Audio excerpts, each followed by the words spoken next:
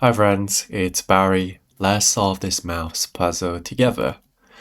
What is the greatest power of 2 that is a factor of 10 raised to the power of 1002 minus 4 raised to the power of 501?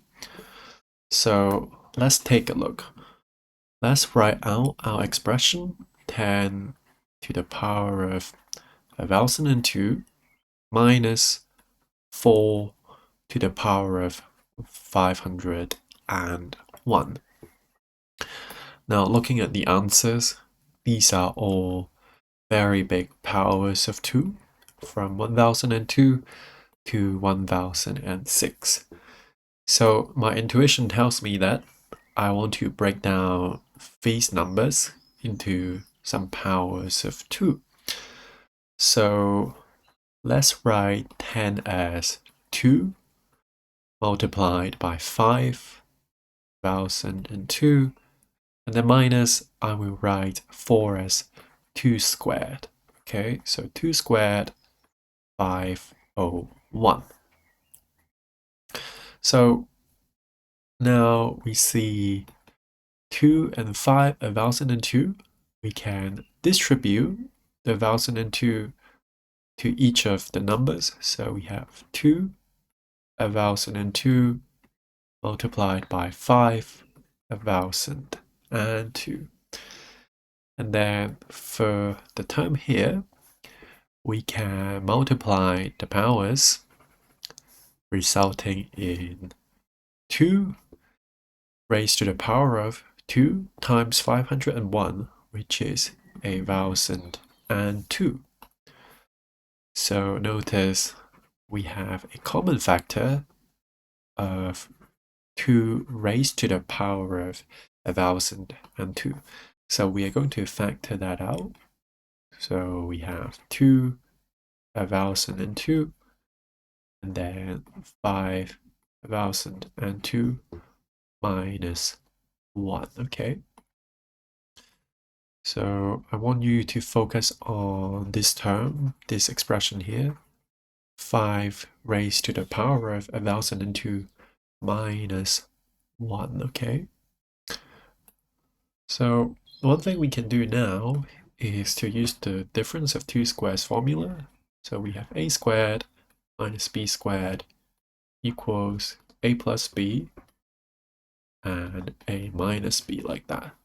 So we're going to apply this to the expression here. So we can think of 5 as, think of 5 can be rewritten as 5, and then we divide the power by 2, so 501, this whole thing squared, and then 1 can be written as 1 squared, okay? So 501, and then 1 squared. So in our case, 1 is the b, okay? And then 5 raised to the power of 501 is our a, okay? So if we apply the formula, we get 2, 1002, and then 501 plus 1, and then 501 minus 1, okay? So obviously, we have the power of 2. We have 2 raised to the power of 1002. Our job now is to figure out if there are some hidden powers of 2 in this big bracket, okay? So before we do that, I want to play around with the powers of 5. So 5 raised to the power of 1 is 5. 5 squared is 25. 5 cubed is 125. 5 raised to the power of 4 is 625. 5 raised to the power of 5 is something. At the end would be 125. So now we can see a pattern. Clearly, all powers of 5 they always end in a 5, right? And in general, if we have odd powers of 5, then the number of 5 with the power greater than 2, then the expression will always end in 125. And for even powers of 5 greater than 2, then the expression always ends in 625, okay? So 25 and 625. So we can apply this reasoning to our expression here, right? Well, we have 5 raised to the power of 501. So that's an odd power, right? So these are odd powers. So it must mean that they end with 125. Okay. Now, if they end in 125 and we add 1 to it, okay, then we know that the expression 501 plus 1, it will end in 124.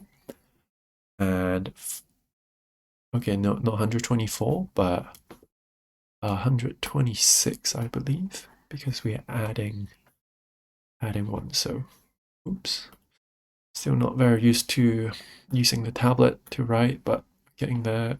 126, and for 501 minus 1 would be 124. Now 126 is divisible by 2. So we have a power of 2 just from 501 plus 1, okay? Now what about 124? 124 is actually divisible by 4, because 124 divided by 4 is 31, okay? So 4 is also 2 squared. That means from this big expression, we actually get an extra 3 powers of 2, right? So if we move down here, we have 1002 multiplied by a 2, and then 2 squared. So we add the powers up, so plus 1, plus 2. So finally, we get 2 raised to the power of 1005. So the answer really is D. And that is our answer. If you like this video, please comment, like, and subscribe. And I'll see you in the next video. Bye.